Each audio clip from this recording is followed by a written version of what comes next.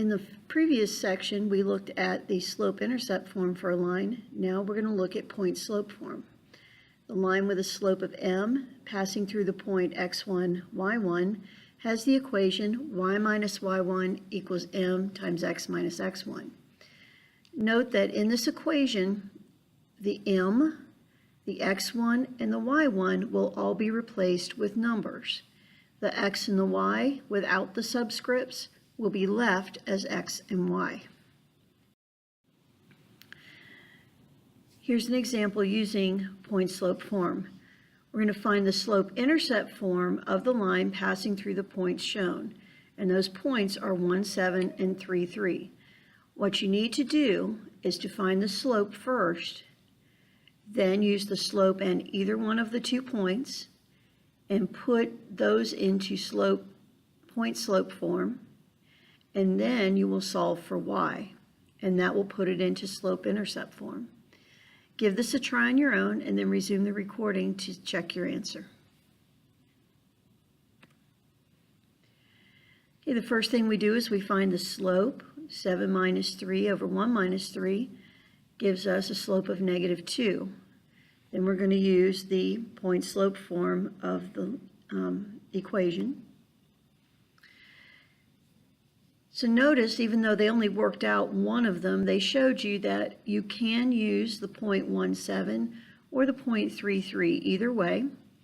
Put one of these 2 points and the slope into the equation, and then distribute the negative 2, the slope, across the parenthesis, and then get y by itself. So our final answer is y equals negative 2x plus 9. Okay, here we have a table showing a list of points that are found on the line. We're going to find the slope-intercept form of the equation of that line. So you're going to do the same thing that we did before. Here you have several points to choose from. Use any points that seem the easiest to work with. Pause the recording, give this a try, then resume the recording to check your work. Okay, so we're using the point 611 and the 0.23. You could have used any 2 points you wanted. No matter which 2 points you used, your slope should be 2. Then we're going to take one of those points and put it into the point-slope form of the equation. We'll distribute the 2 across the parentheses, and then add 3 to both sides to get slope-intercept form. We also have a standard form of the equation of a line, and that equation is written as ax plus by equals c. Notice they're all capital letters there for the a, b, and c. A, b, and c represent real numbers, and again, this is called standard form. We're going to try taking an equation in standard form and graphing it. Now, when you're graphing by hand, you should make an XY table. You should know how to do that. Plot the points. You can also graph it on your calculator, but to graph it on your calculator, you must change this into slope-intercept form. Give the problem a try, pause the recording while you do so, and then resume to check your answer. Okay, for the graph, doing it by hand, we found the x-intercept and the y-intercept. Those are really the best and easiest points to find when you have an equation written like this. And then we plotted the points on the graph and connected them. With a graphing calculator, you must solve for y. And it might actually be easier to graph it by hand rather than going through all of the algebra required to solve for y. Once you solve for y, you can put it into your calculator and get the graph. Parallel lines. If you remember from geometry, parallel lines are 2 lines that never meet. The only way 2 lines can never meet is if they are slanted in the exact same manner. So here's our definition. 2 distinct non-vertical lines are parallel if and only if they have the same slope. The reason we say non-vertical is that vertical lines have a slope that is undefined. So they don't technically have a slope. We have to just say that all vertical lines are parallel. But 2 distinct non-vertical lines are parallel if and only if they have the same slope. Let's do an example with parallel lines. We're going to find the equation of the line that passes through the point 3, 5 and is parallel to the line with the equation 2x plus 5y equals 4. We're going to graph them in a standard viewing window. Let me just remind you, in order to do this, you're going to need to find a slope. You have a point, 3, 5. You're going to get the slope from the linear equation they gave you, the 2x plus 5y equals 4. You need to solve that for y so that you can pull the slope out of it. Pause the recording, give this a try, and then resume the recording to check your answer. Okay, here we have the equation, and we've solved it for y. And what that does is it gives us the slope. The slope of this line is negative 2/5. That will be the slope of the line we're looking for. Now we're going to take that slope and the point, and we're going to put it into point slope form. As you can see, we substituted the point in. Now you'll notice what they did was they multiplied both sides by 5. That's not completely necessary. If you're comfortable working with fractions, you don't need to do that. The reason they did it was it does eliminate the fraction, at least for a little while, and let you work with whole numbers or integers. So they multiplied by 5 and distributed it, and then got the y by itself. In the end, you end up dividing by 5 again, so you'll get the fraction back in the end. If you graph the two equations, you see them both there, and they are parallel.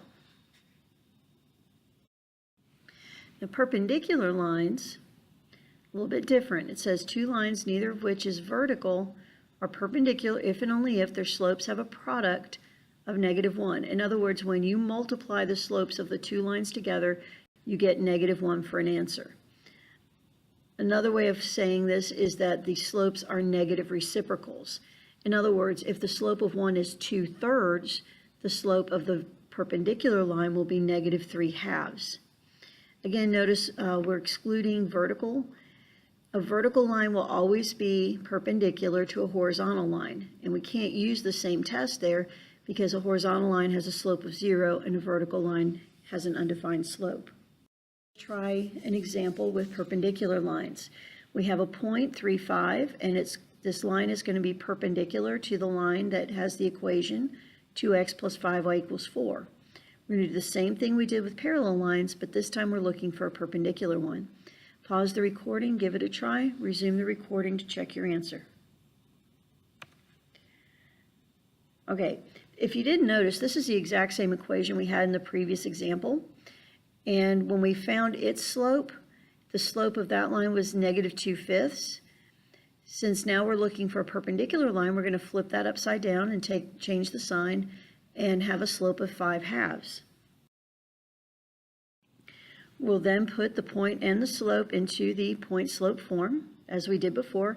And again, notice they're multiplying everything by 2 to get rid of the fraction for a little while. And when we solve, we have y equals 5/2 x minus 5/2. You see where they're both graphed in the same window.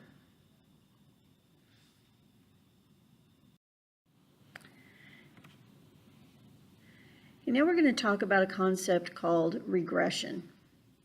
And linear regression lets us take a bunch of points that we have from gathering data and find an equation that matches it. Okay, first of all, we would take our data points and we would plot them on a graph, and that's called a scatter plot or a scatter diagram. This can really help us when we're trying to figure out, is there a trend? Are things changing? What's going on with the data? So let's try a problem with this. We have 3 parts here. We're going to make a scatter diagram of the data. Let x equals 0 correspond to 2007. X equals 1 would be 2008, and so on. This is going to make our numbers a little easier to work with. What type of function might model the data? For part A, what you're going to do, again, is you're going to change the years to the numbers from 0 to 5. You're going to plot them on a graph as XY points, and then you're going to ask yourself, what does this look like? Does it look like it might be lining up? Part B, find a linear function that models the data. graph f and the data in the same viewing window, and interpret the slope m. You can do this like we've done before. Pick 2 points that seem in a pretty good line, find your slope, and then write your equation. And then we're going to use that equation to estimate Medicare costs in 2015. So you will need to figure out what number is going to correspond to 2015 on your x-axis, and then put that number in for x. Pause the recording, give this a try, then resume the recording to check your answer. Okay, here's part A, and you see the graph there. By the way, notice they didn't go all the way from 0 to 600. That would be a little bit ridiculous. Instead, what they did was they broke the graph, so they're showing you that there are numbers missing there. And that's really not a problem as long as you indicate it. Also notice they made a note on the y-axis that this is Medicare costs in billions. And then across the bottom, for the x-axis, it says years, and then it says 2007, double-sided arrow and 0. What that's telling us is that 0 represents 2007.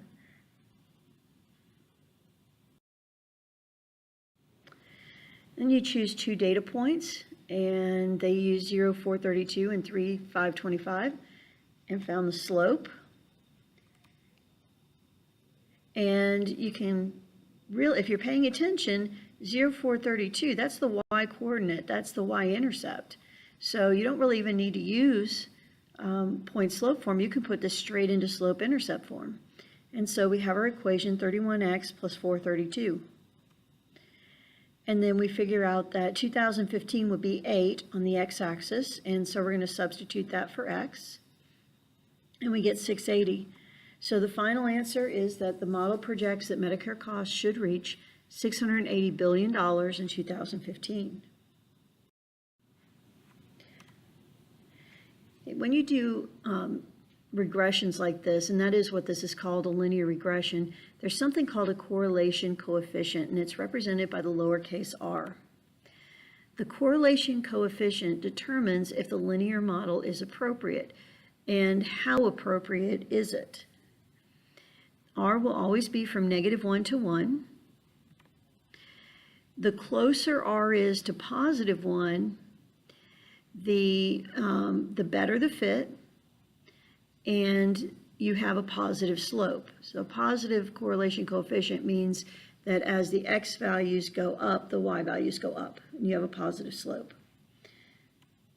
The closer it is to -1, the better the fit, but it has a negative slope. As the x values go up, the y values go down. When you get close to 0, that means you really don't have a correlation. In fact, the points aren't lining up very well. They might be in kind of a cloudy pattern, just not making a line. All right, you can calculate this using your TI-83 or 84. What you're going to do is you're going to go to the catalog menu, which on a TI-83 or 84 is the second function of the 0 key, so hit second 0, and then go down until you find the catalog, go down till you find diagnostic under D, and then once you find diagnostic, you're going to see diagnostic off, diagnostic on. You're going to hit enter at diagnostic on. It'll bring it up on the home screen, hit enter again, and it's done. And what that will do is when you use your calculator, as we'll discuss in a minute, to make these linear regressions, it will give you what that R is. It will tell you how close to being a good line your data is. Okay, I'm going to show you now how to use a graphing calculator to do what we just did by hand. The graphing calculator says we'll model a least squares regression line. That's technically what it's called, and if you take statistics ever, you'll learn a little more about that. The first thing you need to do is you need to get into your list. Now, you might think you need to do second stat because it says list there. Don't do that. What you want to do is hit the stat button. It's right below the delete button, and you will see a bunch of lists. You're going to go to list 1, and you're going to, if there's anything in there, just delete the values individually, and you're going to put in your x values. Then go to list 2, and again, delete the individual values, and put in your y values. Once you have that, Then what you're going to do is you are going to hit the statistics button again, the stat button. You're going to go over from edit to calc, and if you go down to number 4 on the menu, it says LINREG, stands for linear regression, and it says AX plus B. You're going to hit enter, and when you do that, it's going to give you a result similar to what you see on the screen, although yours will actually have the R, the correlation coefficient, with it. The 31.22, that's what is your slope. That goes in front of the X, and then the 434.09, that's the B value. So you can write your equation from there. You can put that equation into Y1, and you'll be able to graph the equation. Now, to get the points on there, what you need to do with your calculator is hit second Y equals, and it says stat plots at the top. Hit enter, and that will get you to plot 1.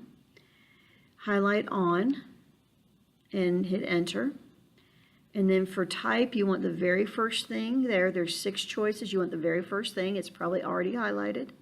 Your X list should say L1, and your Y list should say L2. And then where it says mark at the bottom, you choose what you want to use to symbolize your points.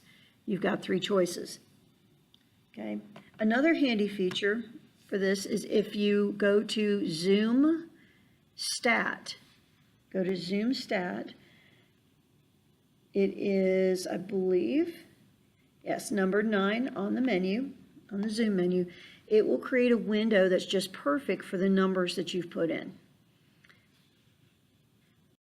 Okay, this is just a little bit more about the value of R. If R equals 1, all the points line up in a perfect line.